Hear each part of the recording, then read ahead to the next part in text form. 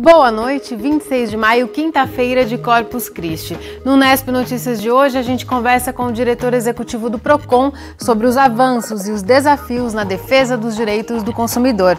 Você vai ver também. Procura por vagas em albergue dobra com o frio e população se mobiliza para ajudar. Até o tapete da procissão é decorado com agasalhos doados. A gente conta a história do professor Éder, da Unesp. Ele se esforça para tornar o ensino da física mais fácil para alunos com deficiência visual. Ele é cego desde a infância.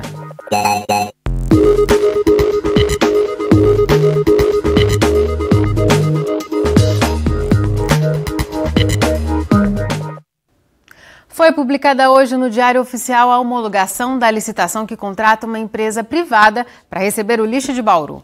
A empresa CGR Guatapará foi a vencedora e vai levar o lixo para um aterro privado em Piratininga ao custo de R$ 83,50 por tonelada. De acordo com a Prefeitura, o serviço deve começar a ser prestado na segunda-feira, quando o contrato com a CGR vai ser assinado. No fim de abril, a CETESB decretou que o município teria apenas mais 30 dias para depositar o lixo no aterro municipal. Esse prazo acaba neste sábado. Foi publicado também hoje no Diário Oficial um decreto que reajusta as tarifas do estacionamento rotativo em Bauru, as chamadas áreas verde e azul. A partir do dia 13 de junho, elas vão ficar 30 centavos mais caras, o que dá um aumento de quase 10%. A tarifa de 1 hora passa a custar R$ 1,80 e a de 2 horas, R$ 2,30. A gente fala agora de solidariedade a pessoas que ficam ainda mais vulneráveis nesses dias frios. No albergue noturno, aqui em Bauru, a procura por vagas dobra quando a temperatura cai. O município mantém a campanha Aquece Bauru para ajudar. Até a procissão de Corpus Christi, realizada hoje em Bauru, mobiliza a população para arrecadar agasalhos e cobertores. O Lar dos Desamparados, um abrigo de idosos de Bauru, vai ficar mais quente nesse inverno. No tradicional tapete da procissão de Corpus Christi, agasalhos e cobertores foram arrecadados e vão ser doados para os moradores do abrigo. Mas a gente arrecada não só esse, na nossa igreja a gente pediu café, pó de café. E a importância de ajudar o próximo, aquele mais necessitados. E nesse frio que a gente achava que nem ia existir e que veio aí com tudo, nada mais propício do que ajudar com os cobertores. Mas tem o café também que aquece. Além de roupas, produtos de higiene e alimentos também vão beneficiar a entidade. Já é uma tradição, toda a festa de Corpus Christi, fazer um gesto concreto. Então nós dividimos, a nossa paróquia arrecadou papel higiênico, aparelho de barbear e roupas, para os idosos. E o Santuário Nossa Senhora Aparecida, feijão, a Santa Terezinha, café, E a gente marcou então para o próximo dia 4 de junho, a gente vai fazer essa entrega, todo mundo vai fazer uma celebração, um momento de oração, vai conhecer, muita gente não conhece também o lar. Então esse é o nosso gesto concreto desse ano. Outras associações vão receber doações das paróquias que participam da procissão. Ações como essa são bem-vindas na cidade, principalmente nesses dias mais frios. É quando um lugar confortável para dormir faz toda a diferença. Quem tem essa necessidade pode contar com um albergue noturno. Por lá, a procura por uma vaga dobra nessa época. No verão, o local atende cerca de 25 pessoas por dia. Quando a temperatura cai, são mais de 50. Logo pela manhã, já tem bastante gente aguardando atendimento, como o Jadson, que já conhecia o local e veio buscar abrigo por uns dias. Falta do emprego, então aluguel muito caro, aí a gente, infelizmente, teve que cair pra rua, Eu já passei por aqui uma vez, eles me encaminharam para tirar meus documentos, Tava com problema com álcool, com droga, eles me encaminharam para fazer tratamento também, acompanhamento no CAPS, E hoje eu vim procurar por causa do frio, também, muito frio. O Rogério também já viveu nas ruas e está no albergue há alguns meses. Ele aproveita para escapar da madrugada gelada e receber assistência para voltar a procurar o emprego. Já conheci o trabalho, que era desenvolvido aqui pela equipe do SEAC, que trabalha com mais intenção assim de ajudar o próximo, Eu mesmo posso falar porque por várias vezes já tive na rua, tive recaídas e tal, e foram eles que me ajudaram, né? Hoje, como eu disse, estou há 4 meses aqui, já voltando para o mercado de trabalho, né? Firme no meu propósito de mudança de vida diária, né? Que hoje vivo um dia de cada vez também.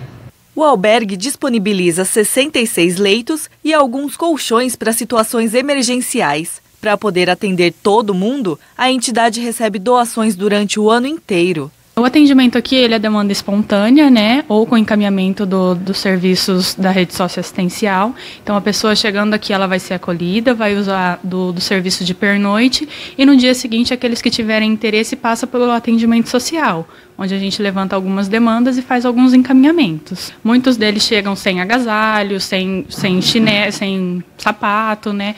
Então, quem quiser doar pode entrar em contato direto com a gente ou na sede do SEAC, que fica lá na rua 7 de setembro. Entre maio e agosto, quem necessita de um agasalho também pode contar com a campanha Aquece Bauru e com o cabide solidário, que fica na rodoviária e é abastecido quase todos os dias. As roupas ficam disponíveis para qualquer pessoa que precisar. Nós sempre ultrapassamos a meta de peças de roupa acima de 150 mil. Então as entidades acabam cooperando muito e a gente atende as entidades mais vulneráveis, né? A Prefeitura de Bauru financia vários serviços, que são as casas de passagens, as residências inclusivas, o Centro Pop de atuação direta, equipe que trabalha à noite. Então é 24 horas trabalhando, buscando atender essas pessoas. A campanha Aquece Bauru vai até o mês de agosto. Podem ser doadas peças de roupas, calçados e cobertores. São 38 postos de arrecadação que você pode conferir no site da Prefeitura. E o tempo colaborou com a procissão de Corpus Christi, mas amanhã podemos ter chuva por aqui. Veja os detalhes no mapa com informações do IPMET e do CPTEC. O tempo fica mais instável a partir de amanhã à tarde. A previsão é de pancadas de chuvas em pontos isolados em todas as regiões. Bauru também pode ter uma chuva rápida no fim desta sexta-feira. Neste momento, a umidade do ar é alta, está em 77%. A velocidade dos ventos é baixa, de 2 km por hora. Nesta quinta, a temperatura foi dos 13 aos 26 graus. Amanhã, a mínima prevista é de 16 e a máxima de 28 graus. A Secretaria Municipal de Saúde confirmou ontem, no fim do dia, mais 2 casos de gripe H1N1, sendo que um dos pacientes morreu. É um homem de 41 anos que apresentava outras doenças não divulgadas pelo município. Bauru tem até o momento 12 infecções pelo H1N1 confirmadas, com 3 mortes. Ainda aguardam resultados 65 casos suspeitos de infecção por H1N1, sendo que desse total, 10 pessoas morreram. 9 são de Bauru e uma é de outro município. Lembrando que a campanha de vacinação da gripe, que também protege contra o vírus H1N1, vai até a próxima terça-feira. No próximo bloco, você vai conhecer o professor Éder, da Unesp, em Ilha Solteira. Ele cria maquetes para facilitar o aprendizado da física por crianças com deficiência visual. O detalhe é que ele é cego desde a infância. É daqui a pouco, voltamos já. Você vai conhecer agora a história de um professor da Unesp que se esforça para tornar o ensino da física mais palpável, literalmente. Ele constrói maquetes que favorecem o aprendizado de todos os alunos, principalmente dos que têm problemas de visão. E a motivação vem da própria experiência dele. O professor Éder não enxerga desde a infância, mas a deficiência não foi impedimento para voar alto. Ele acaba de conseguir o título de livre docente e, pelo que consta, é o único cego a chegar a esse nível de escolaridade no país. E com uma preocupação constante, melhorar o ensino lá na base. Elas são feitas com diferentes materiais e texturas e têm uma missão importante: mudar a forma como a física é ensinada para alunos com deficiência visual. Essas maquetes são desenvolvidas em uma disciplina oferecida pelo professor Éder, na Unesp, em Ilha Solteira. Ele começou a perder a visão aos 9 anos de idade e partiu da própria vivência para estimular a reflexão e mudar a prática dos futuros professores. Eu desafio os licenciandos para construírem maquetes que possam ser adequadas para os alunos com e sem deficiência visual. Ou seja, aprenderem a construírem materiais que possam ser tátil-visuais, materiais que possam estimular a audição, porque os professores, os futuros professores, estão envolvidos, em geral, num processo de ensino que é muito visual. Eles vão para a sala de aula, vão encontrar alunos videntes, vão encontrar alunos cegos e só vão saber trabalhar dessa maneira. Então, essa é uma preocupação minha enquanto professor nessa disciplina de dar essa formação. Imagine a dificuldade de um aluno que não enxerga, por exemplo, em entender um conceito abstrato, como o de onda eletromagnética. A luz, ou o calor, ou qualquer radiação eletromagnética se comporta como um campo elétrico oscilando no plano vertical e um campo magnético oscilando num plano horizontal. Um cego perceber isso no papel ou na lousa não dá. Para uma pessoa que enxerga também perceber isso no papel ou na lousa representado, né, em perspectiva, muitas pessoas não conseguem. Então, uma maquete tátil visual tridimensional facilita em muito. O aluno vai tocar, vai perceber a questão da onda, vai perceber a tridimensionalidade, a direção e sentido de propagação, várias propriedades dessa onda. E como perceber o movimento de um objeto quando ele é lançado no ar. Nesta maquete, feita com um jogador de futebol, o aluno tem a chance de usar as mãos para sentir os ângulos, a trajetória e a distância percorridas pela bola. Para um aluno com deficiência visual, você tem toda a diferença, porque o aluno cego, por exemplo, quando ele lança um objeto para frente, ele não visualiza que esse objeto faz uma curva parabólica. Ele não sabe disso. Ele simplesmente sabe que o objeto saiu da sua mão e depois ele ouve o objeto cair no chão, pouco à frente. Aqui na maquete ele acompanha e percebe o formato da curva, que é uma parábola. A maquete descreve isso para ele. Traduzir conceitos e fenômenos abstratos em modelos e maquetes traz uma nova perspectiva de aprendizagem para os alunos com deficiência. Mas não são só eles que são beneficiados.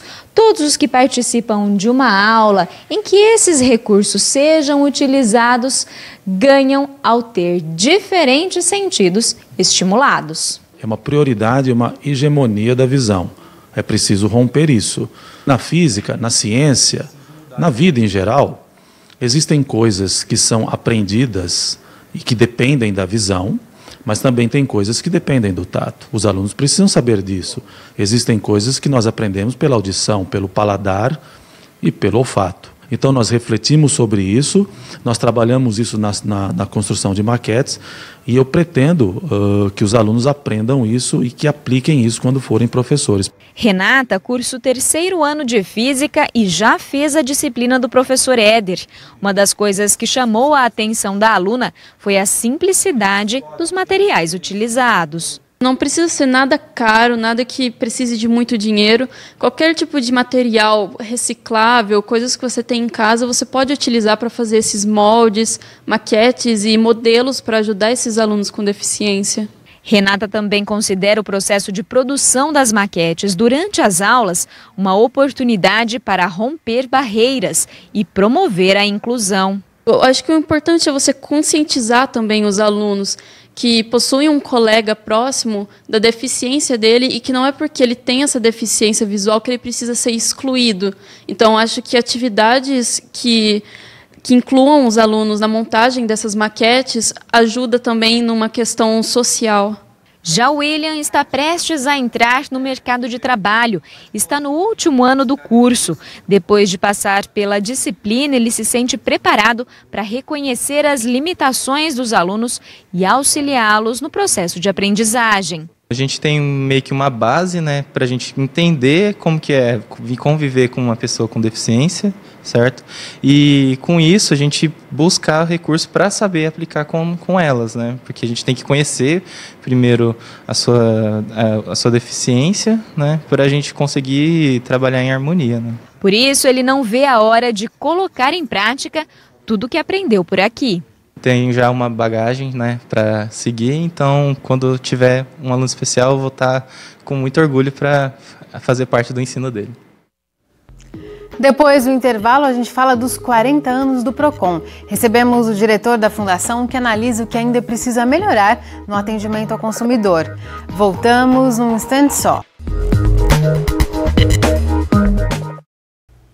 Neste ano, o PROCON São Paulo completa 40 anos. A fundação surgiu com o objetivo de ajudar o Poder Judiciário a resolver conflitos entre empresas e clientes, defendendo sempre os direitos do consumidor.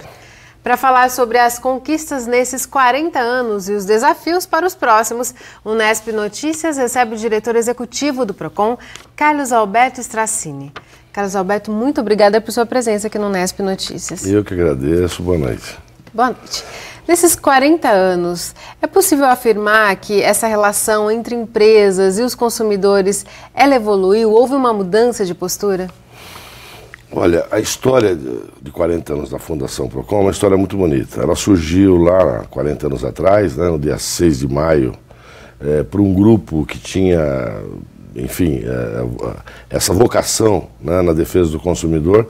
Essa ideia foi levada ao governo da época e essa ideia influenciou, inclusive, outros PROCONs de outros estados, né, a criar suas defesas do consumidor.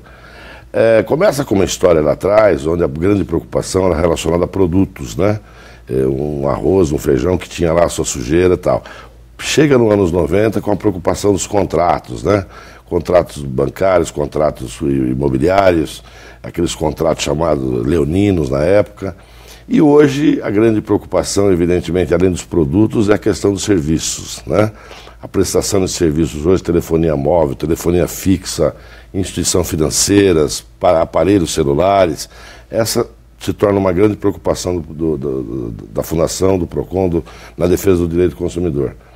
Mas houve uma evolução, principalmente por parte do consumidor. E o marco para isso foi também a questão do advento do Código de Defesa do Consumidor, que também completa 25 anos esse ano, né?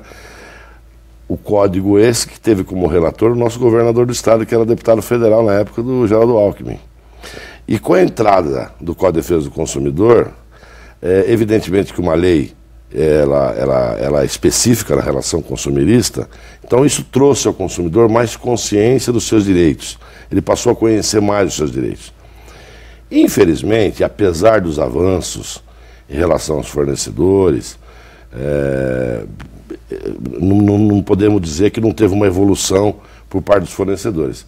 Mas essa evolução não foi na mesma proporção da consciência que o consumidor adquiriu. Nós gostaríamos que o fornecedor também tivesse essa consciência na prestação de serviço. Ainda hoje, reina no ranking do PROCON telefonia móvel fixa, instituições financeiras, aparelhos celulares, quer dizer, que a gente tem muita reclamação ainda no PROCON. O consumidor, ele sabe que tem direitos, mas ele domina quais direitos são esses? Quais são as regras que jogam a favor dele? O que vocês percebem na prática? Não, ainda precisa ter uma evolução nesse campo. Evidentemente, ele é mais exigente, ele vai pelo menos procurar o órgão de defesa do consumidor, mas ainda tem alguma dificuldade na interpretação dos seus direitos, a fundo do que ele tem realmente direito. O PROCON está sempre ali para poder orientar, para poder ajudar, não é verdade? E com vários canais hoje, né? Em São Paulo nós temos 3 Poupa-Tempos que atende, o canal 151, as redes sociais, tem evoluído muito. Para você ter uma ideia, nesses 40 anos da Fundação PROCON, só a capital atendeu 11 milhões de consumidores, só a capital. E se você imaginar que o PROCON tem um índice de resolução de 90% a 94%, então muita gente foi atendida nesse período, né? Só o ano passado nós tivemos 573 mil atendimentos. Com um índice muito alto, né, de resolução. E esse Código de Defesa do Consumidor, ao qual o senhor se referiu, ele é atualizado? Ele precisa, o que só falta é que ele seja seguido, né, e que as pessoas cobrem mais? Ou ele também precisa passar por atualizações por conta das mudanças que a gente vem presenciando? Olha, o Código de Defesa do Consumidor é uma lei muito moderna, muito atual, né? Ele atende às necessidades da defesa do consumidor. O que precisa é realmente o consumidor conhecer o código, saber que ele tem os seus direitos, tá? Mas ele atende às necessidades. Ele é um código moderno, ele não é um código ultrapassado, não há muito o que atualizar no Código de Defesa do Consumidor. Ele cobre bem essa proteção. O que precisa mudar é a postura dessas empresas, né? O senhor citou instituições financeiras, telefonia móvel. Quais são os desafios da instituição para os próximos anos? Olha, instituições financeiras continua sendo um grande desafio, né? Continua sendo um grande desafio. Telefonia fixa e móvel continua sendo um grande desafio. Agora nós temos um outro grande desafio daqui para frente, que é relacionado às duas pontas que nós chamamos de hipossuficiência, né? Que é a criança e o idoso.